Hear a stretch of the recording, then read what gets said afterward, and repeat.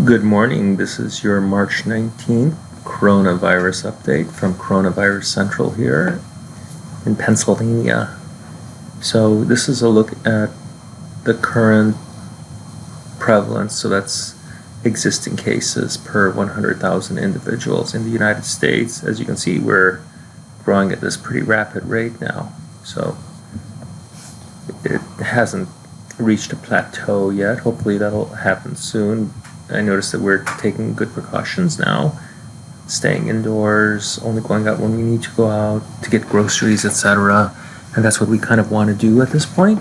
So staying home will hopefully, as people like to say, flatten the curve. So that's a good thing. And our picture globally right now, again, I'm not focusing on every country. So my main interest has been Italy, because that's where we have this greatest prevalence increase per 100,000. We're at about 47 people per 100,000, which is pretty amazing. That's a change of 4 people per 100,000 since yesterday.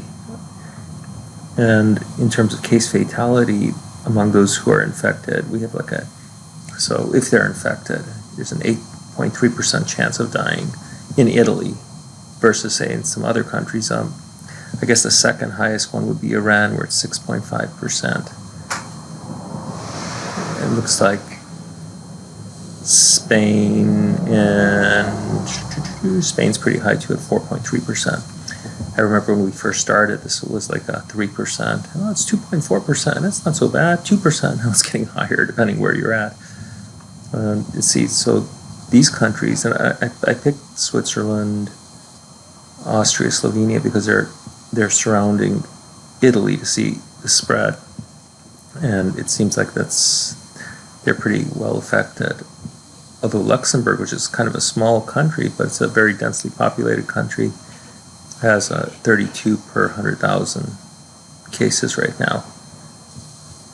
So if you go back to China, where it originally started, we see that this rate's pretty low right now.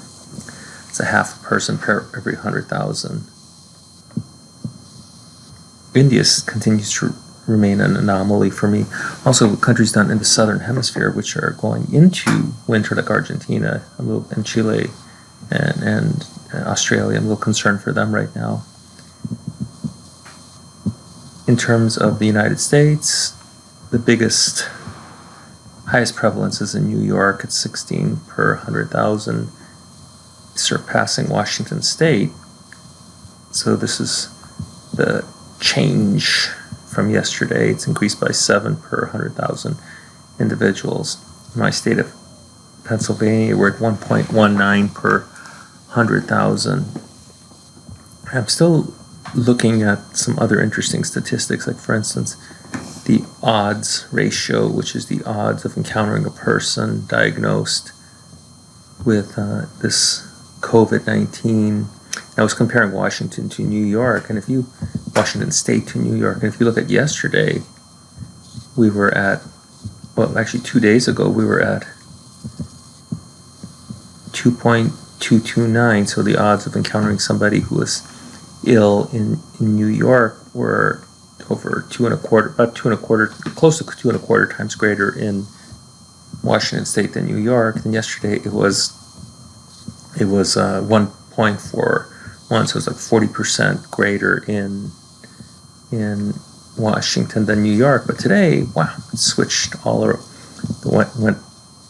switched around, right? So now you're actually 9% less likely. When you have an odds ratio that's less than 1, you subtract this from 1. So 1 minus 0.91 is basically 0.09. So you're 9% less likely to encounter somebody who's sick with COVID-19 in Washington than you are in New York. How times are changing, right?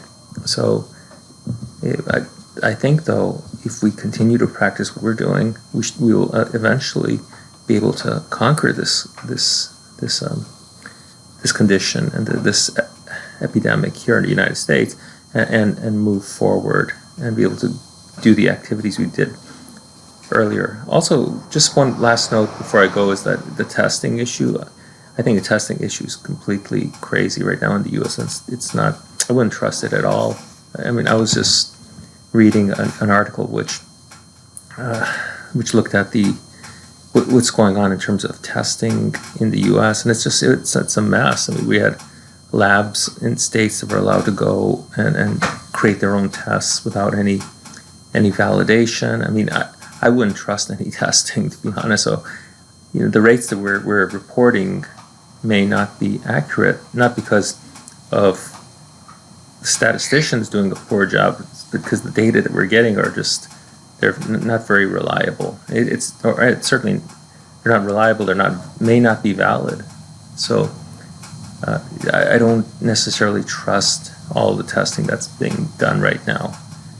So that's something that we have to work on, and hopefully we'll get that fixed in the next few days. But at any rate, what you should do is, if you feel sick, stay at home. If you start having symptoms that are associated with this COVID-19, call your healthcare provider and stay at home and keep away from others so that we don't pass it. Okay, thank you very much, and hope you have a good and safe day.